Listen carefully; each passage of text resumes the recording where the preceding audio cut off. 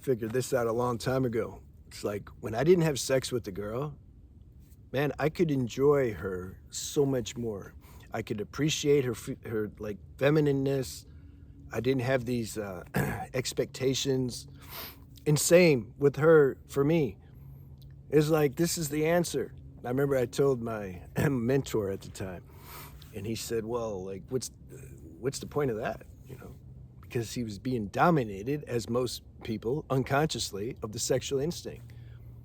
It's like that's in there all the time for most guys. Even if they're not aware of it, you can just see it. They're extra nice and they're so interested in the girl. Well, yeah, but they really want to get her in bed. That's what they want to do. And then what? Afterwards, what?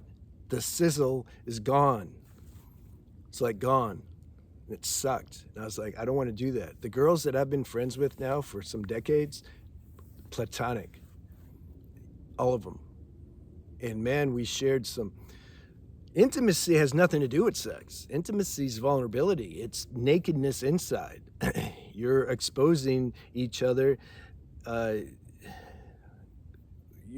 You're totally open and honest and authentic. This is intimacy. Whether or not you have sex, it's irrelevant. And it's a lot of times safer. If you don't bring sex into it, then you can get more intimate and vulnerable because there's less to lose. The consults I do with women, they're more intimate with me than they are with their husbands and boyfriends, I guarantee it. Because that safety isn't there with them. If you're married to somebody, are you free to really talk, or even having sex? You don't have to be married. Are you free to like expose everything to her and, No, you're going to worry what she thinks about you. You're like invested on a very personal level. And it's very limiting. It's like everything just becomes about like around the sex. It's like stifling. So what do you do though? So what am I saying? Like just be celibate? Well, no, because you can. Most of you can. I remember when I was in my 20s, that's when I met a couple of these girls that I've just said I've been friends with for decades. And it's been platonic. They're nice looking, nice girls. But I remember this is when I would go off. I'd be in Thailand and Bali. That's when the sexual instinct really hit for me. That's when I really wanted to have sex, because I didn't have sex growing up much. So at some point, I don't know, late 20, I was like, I want to have sex. I didn't want to have sex with these good girls though. So I'd go to the massage parlor, get my business handled there. Like the good girls, they were too important. I knew intuitively the relationship we had, man, was very rare. It was very rare for me and for them. I didn't want to taint it and mess it up with sex. There's something that happens after you have sex. Now, some of the guys may say, "No, man, like what are you talking? You're having sex with the wrong girls." Okay, let's break that down. I'm saying something happens after sex. There's some kind of sacredness, some chemistry, energetic exchange that it shifts things. Now, most of you understand what I'm saying, but let's address the ones that think like it's all in my mind. All right. If I'm having sex in a recreational way with no depth, then yeah, whatever. There probably won't be. If we're both cut off from each other, cut off from ourselves, then we're going to be cut off from each other, and we're just using each other as like a masturbational instrument. She's using me like a dill rod, and I'm using her like one of these blow-up dolls. If that's what we're doing, then yeah, there probably is not going to be much aftermath, and yeah, I'll be able to tell somebody, oh yeah, we're still friends. Yeah. I'm talking about though, if both beings are a higher level, they're on a deep level in themselves and with each other, because you can't be disconnected from yourself and then be connected to somebody else. It's impossible. And you're really like sharing, like you're vulnerable, and you're with each other, and you're not working any angles. You're like with each other when you're speaking. You're not, if it's a guy, you're not trying to impress her. There's not an agenda to like get her home. You're not getting hits of validation. All that's like not there. and she's not working you to get security and the money and all that. No, you're just relating. That's high level.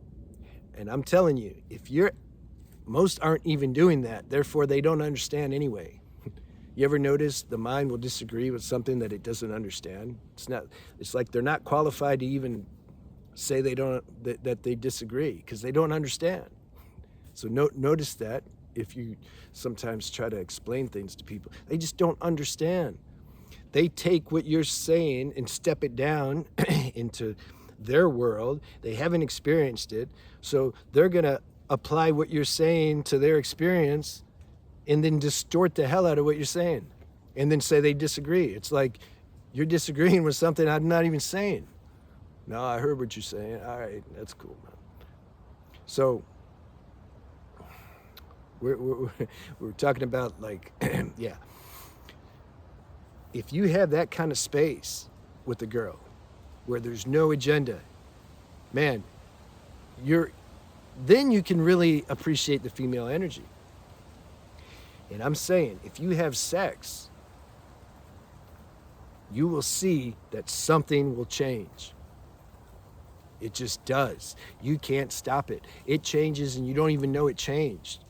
Because like after sex, you'd be like, I think we're still good. Same thing. Yeah, me too. Okay, just wait a few days, maybe a week. It's amazing how it happens. All of a sudden now there's more expectations. All of a sudden now things matter a little too much. It's almost like you start caring about each other less. Amazing, right? Because you have sex, that means you're supposed to really care for each other. But yet afterwards, you kind of like care for each other less. Like maybe you don't want to see them for a while or something. All right. Again, what are we talking about here, though? Am I a proponent of celibacy? No, I'm not.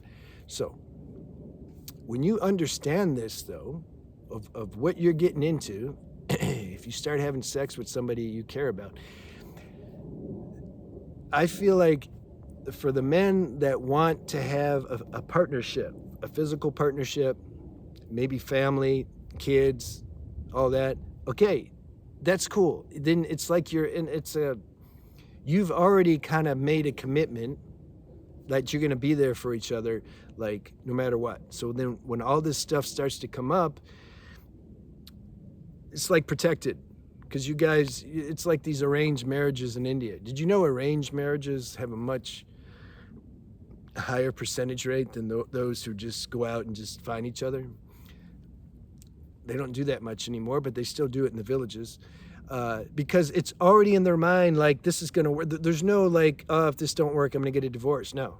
It's like, this is it. We're in it. See? There's no like, oh, I'm going to go get another girl. No.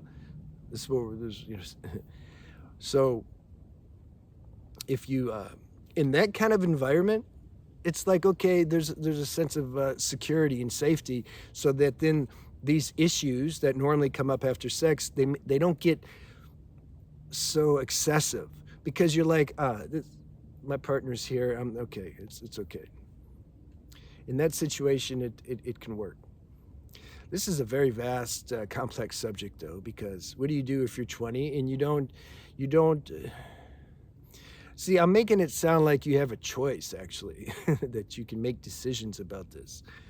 Yeah, it appears we can, but really, these deeper tendencies are they're gonna find a way of expression. So I don't know how these videos and talks are gonna help you, but I feel like they are somehow, because I wouldn't be talking otherwise. I don't have a personal agenda behind what I'm like sharing. Like, no, it's just somehow sometimes these titles and topics come, and then I share them, and you know, how a person assimilates and digests that and how it helps, I don't know. It's like not my business. The same power that gives me the intuition to speak on these, it's taking care of how it's actually helping people. If you want to have sex and you don't want a girlfriend, what do you do? I don't know, man. You can go, I went to massage parlors, and also I would get a girlfriend and I would think like, it's gonna work out. somehow. Like we can just have sex and it won't mess anything up. But then it would. So just try it. Yeah, go try it and see. Don't take my word for it. You're not going to anyway. But maybe by hearing this now, when you're in that situation, you may start to see what I'm saying in that situation. That may somehow create some kind of shift or something in you, something like that.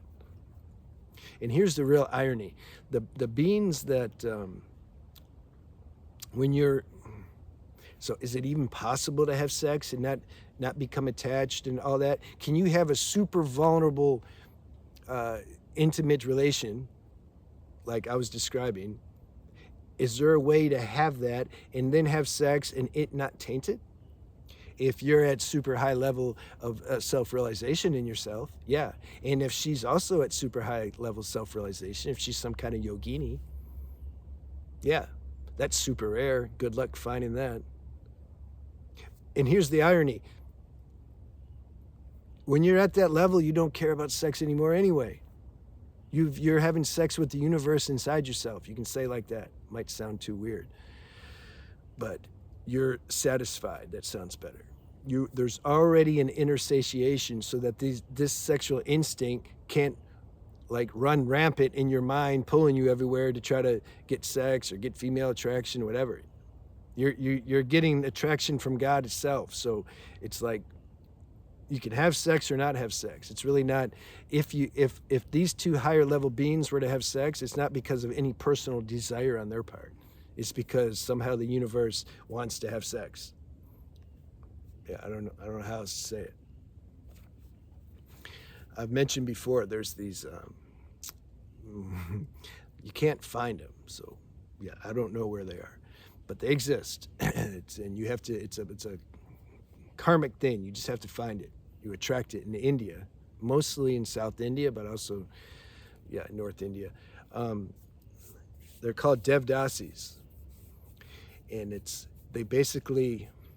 these tantric churches, temples.